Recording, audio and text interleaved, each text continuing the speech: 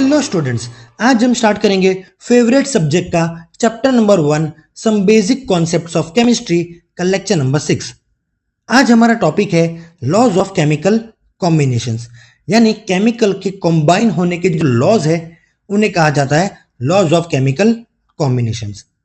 सबसे पहला लॉ है law of conservation of mass, जो दिया गया था बाय एंटोनी लेवोइजियर, और लॉ है मास can neither be created and nor be destroyed in a chemical reaction, यानी किसी रिएक्शन के दौरान एक मास ना कभी क्रिएट हो सकता है ना कभी डेस्ट्रॉय हो सकता है। मास ना बढ़ता है ना कभी कम होता है। एग्जाम्पल, अगर कहीं पर एक रिएक्शन हो रही है A plus B give C plus D, तो यहां पर जो लेफ्ट हैंड साइड है उन्हें रिएक्टेंट्स कहा जाता है और जो राइट हैंड साइड है उन्हें प्रोडक्ट्स कहा जाता है।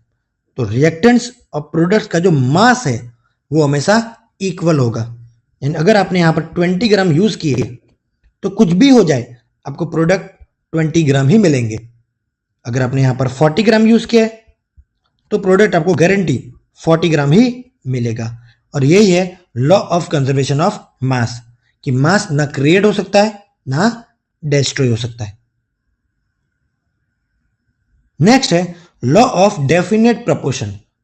लॉ ऑफ डेफिनेट प्रपोर्शन, अब यहां पर डेफिनेट दिखाता है, मान लो फिक्स, डेफिनेट यानी फिक्स, और प्रपोर्शन का मतलब समझ लीजिए रेशियो, यानी यहां पर क्या होगा फिक्स रेशियो, क्या होगा फिक्स रेशियो। और ये लॉ दिया गया था बाय जोसेफ प्राउस्ट। किसने दिया था? Joseph Proust. लॉ क्या है देखते हैं। In a compound elements are always combined together in a fixed ratio by mass, यानी किसी कंपाउंड में जो एलिमेंट जुड़ते हैं तो उनके जुड़ने के मास का जो रेशियो है वो हमेशा फिक्स रहता है। चाहे कंपाउंड आपने कहीं से भी लाया हो, उनके अंदर जो एलिमेंट्स है उनका मास का रेशियो हमेशा फिक्स रहेगा, चाहे वो कंपाउंड आपने कहीं से भी लाया हो। चलिए उसका एग्जाम्पल लेते हैं। अब मैं एग्जाम्पल लेता हूं वाटर का। अब मैंने यहां पर वेराइटी ऑफ वाटर लिए, जैसे मैंने लिया टैप वाटर, सी वाटर, आरओ वाटर और सीवेज वाटर। अब सब वाटर अलग अलग है। अब कोई भी वाटर हो, वाटर का फॉर्मूला H2O ही रहेगा, चाहे वाटर कौन सा भी हो वो वाटर H2O ही रहेगा। टैप वाटर हो तो भी H2O, सी वाटर तो भी H2O ही रहेगा। अब सर आरओ वाटर ज्यादा साफ होता है, नहीं तो भी उसका फॉर्मूला H2O ही रहेगा। सीवेज वाटर वो तो गंदा होता है, उसके O में कचरा होगा, नहीं ऐसा कुछ होता नहीं है, उसका फॉर्मूला भी H2O ही होगा। इसमें अगर आप H और O के मास का रेशियो निकालें, यानी H और O उन दोनों के मास का अगर रेशियो निकालें तो वो क्या आएगा देखते हैं। अब हाइड्रोजन का मास 1 होता है, लेकिन यहां पर H2O में कितना हाइड्रोजन है? 2, तो यहां लिख दिया 2। और ऑक्सीजन का मास होता है 16, यानी 2:16, यानी कट होकर कितना आ जाएगा 1:8। लेकिन ये तो टैप वाटर में, लेकिन अगर आप सी वाटर में करोगे तो भी आपका आंसर वही आएगा सेम, क्योंकि वहां पर भी तो H2O ही है और कुछ एक्स्ट्रा है ही नहीं, तो वहां पर भी आपका H और O का रेशियो क्या आएगा 2:16 ही आएगा, और कट के दोबारा कितना आएगा 1:8। लेकिन जब आप आरओ वाटर लेते हो तब भी सेम चीज होगी, सीवेज वाटर तब भी फॉर्मूला तो H2O ही है ना, वाटर है। अब चाहे आगे कुछ भी नाम लिखा हो, वाटर यानी H2O, बात होगी फिक्स, रेशियो 2:16 ही आएगा, और कट होके लास्ट में क्या आएगा 1:8, चाहे वो पानी कौन सा भी हो, पानी यानी बात खत्म 1:8। उसी तरह एग्जांपल लेते हैं कार्बन डाइऑक्साइड का। अब कार्बन डाइऑक्साइड आपने अर्थ से लाया हो, मार्स, जुपिटर, कहीं से भी आपने कार्बन डाइऑक्साइड लाई है, अगर वो कार्बन डाइऑक्साइड है तो उसका फॉर्मूला CO2 ही रहेगा, और उसका जो रेशियो निकालोगे C और O का वो 12:32 ही आएगा, और कट के कितना आएगा 3:8। नेक्स्ट लॉ है law of multiple proportion. Law of multiple proportion ये दिया गया था डेल्टन के द्वारा। किसके द्वारा दिया गया था? डेल्टन के। यहां पर मल्टीपल का मतलब होता है एक से ज्यादा, प्रपोर्शन यानी रेशियो, यानी यहां पर आपको एक से ज्यादा रेशियो देखने को मिलेंगे, क्योंकि यहां पर एक से ज्यादा कंपाउंड बनते हैं। तो लॉ है when two elements combine to form more than one compound, यानी दो एलिमेंट जुड़ रहे जिसकी वजह से एक से ज्यादा कंपाउंड बन रहे, एक से ज्यादा कंपाउंड बन रहे, then the masses of that element, focus कीजिए, then the masses of that element which combines with the fixed masses of other element will be in the ratio of small natural numbers। हाँ, text book में कई बार यहाँ पर whole number लिखा होता है, लेकिन मेरे हिसाब से होल नंबर से ज्यादा बेटर है आप यहाँ पर नेचुरल नंबर लिखो, क्योंकि वो ज्यादा यहाँ पर स्पेसिफाई करता है चीज को, क्योंकि होल नंबर में जीरो भी आता है। अब रेशियो में जीरो थोड़ी लिखोगे, तो वो तो पुरानी टेक्स्ट बुक, पुराना बुक की वजह से हम वहां पर होल नंबर लिखते हैं, लेकिन वहां पर नेचुरल नंबर लिखना ज्यादा करेक्ट होगा। अब यहां पर एग्जाम्पल लेकर हम इस लॉ को समझते हैं, क्योंकि इसका एग्जाम्पल थोड़ा सा कॉम्प्लिकेटेड है, तो इसके एग्जाम्पल के थ्रू धीरे धीरे समझते हैं कि लॉ क्या कहना चाहता है। तो लाइन बाय लाइन फिर से पढ़ते हैं लॉ एक बार। व्हेन टू एलिमेंट्स कॉम्बाइन, यानी गारंटी दो एलिमेंट चाहिए, ये बात तो फिक्स है। तो यहां पर एग्जाम्पल में देखिए, एलिमेंट 1 एलिमेंट 2, यानी मैंने दो एलिमेंट लिए to form more than one compound, यानी एक से ज्यादा कंपाउंड बनाने। तो देखिए, एक कंपाउंड दूसरा कंपाउंड, यानी मैंने क्या बनाया, एक से ज्यादा कंपाउंड। एलिमेंट दो लिए, जैसे H और O। अब H और O को मिलाकर H2O भी बनता है, और H और O को मिलाकर H2O2 भी बनता है। अब यहां पर इन्होंने दो एलिमेंट लिखे, देखिए बराबर है, दैट एलिमेंट और अदर एलिमेंट। अब ये दैट एलिमेंट कौन है और अदर एलिमेंट कौन है, देखिए दैट एलिमेंट वो है जिसका आप रेशियो निकालोगे, और अदर एलिमेंट वो है जिसका मास फिक्स है। अब यहां पर बात करते हैं मास की। अब ये जो लॉ ऑफ मल्टीपल प्रोपोर्शन है, इसमें रेशियो कैसे निकालते हैं वो चलो सीखते हैं। अब यहां पर जो हाइड्रोजन है उसका मास मैं 2 लिखूंगा, क्योंकि H2O में दो हाइड्रोजन है, इसलिए मैंने यहां पर क्या लिख दिया, 2 लिख दिया। यहां पर H2O लिखा है, यानी एक O है, तो यहां पर मैं लिख दिया 16, क्योंकि वो ऑक्सीजन का मास होता है। नेक्स्ट में H2O2 लिखा है। अब H2 यानी फिर से यहां पर 2 आएगा, क्योंकि दो हाइड्रोजन है, और O2 लिखा है, देखिए O2 लिखा है, खाली O यानी 16 होता है, दो ऑक्सीजन यानी कितना आएगा, 32। अब यहां पर एलिमेंट 1 और एलिमेंट 2 में से एक है दैट एलिमेंट, एक कौन है, दैट एलिमेंट, और एक है अदर एलिमेंट। देखिए दैट एलिमेंट वो है जिसका मास अलग अलग है, फिक्स नहीं है, और वो अदर एलिमेंट कौन है, जिसका मास फिक्स है। और इसमें से किसका आपको रेशियो निकालना है, आपको निकालना है उस दैट एलिमेंट का। अब इन दोनों में से कौन सा ऐसा एलिमेंट है, एलिमेंट 1 या एलिमेंट 2, जिसका मास फिक्स नहीं है। जैसे एलिमेंट 1 का मास फिक्स है, देखिए यहां भी 2 और यहां भी 2 लिखा हुआ है, लेकिन जो एलिमेंट 2 है यानी ऑक्सीजन है, उसका मास अलग अलग है, यहां पर 16 है तो नीचे 32। तो बस इसी का आपको यहां पर रेशियो निकालना है, जिस एलिमेंट का मास अलग आ रहा है उसी का आपको रेशियो निकालना है। तो यहां पर आपको निकालना है H2O और H2O2 में O और O का रेशियो। H2O में O कितना आ रहा है, 16 आ रहा है, और H2O2 में O कितना आ रहा है, तो 32 आ रहा है।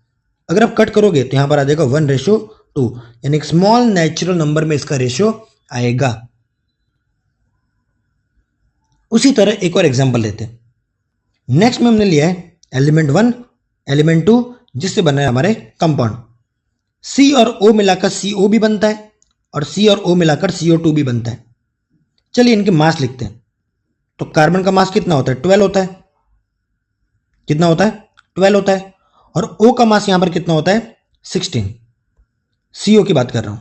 नेक्स्ट अगर CO2 में देखें तो कार्बन का मास तो 12 आएगा, लेकिन जो O का मास है, अब यहां O नहीं लिखा है, यहां पर O2 लिखा है, तो यहां पर हम लिखेंगे 32।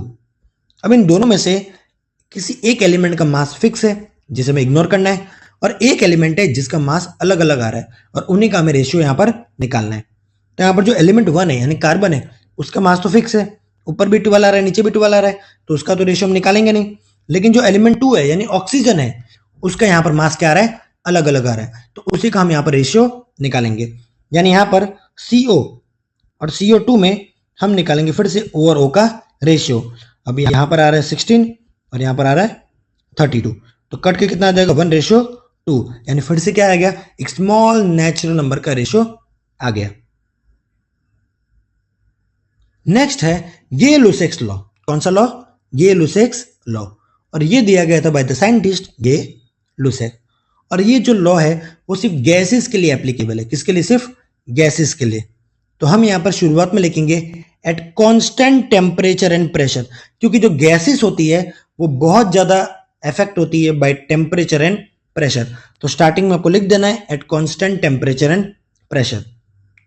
Volumes of all gases, volumes of all gases are in the ratio of small natural numbers, यानी उनके वॉल्यूम्स का जो रेशियो है वो कैसा आएगा, स्मॉल नेचुरल नंबर में आएगा।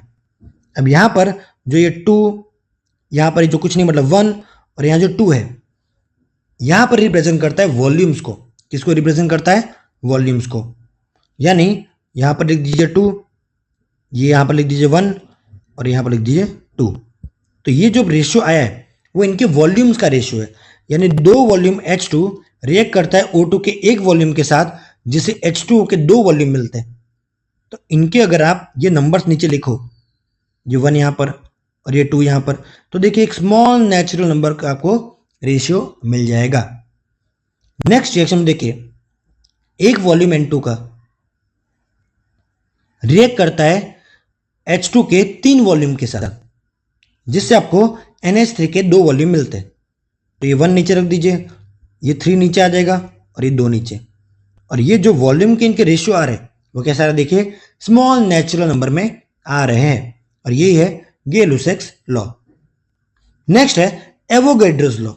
नेक्स्ट कौन सा है, एवोगैड्रोस लॉ, और ये दिया गया था भाई एवोगैड्रो। अब ये भी गैसेस के लिए, ये भी किसके लिए, गैसेस के लिए। तो फिर से आपको मेंशन करना पड़ेगा eight constant temperature and pressure, eight constant temperature and pressure equal volumes of all gases, equal volumes of all gases contain equal number of molecules.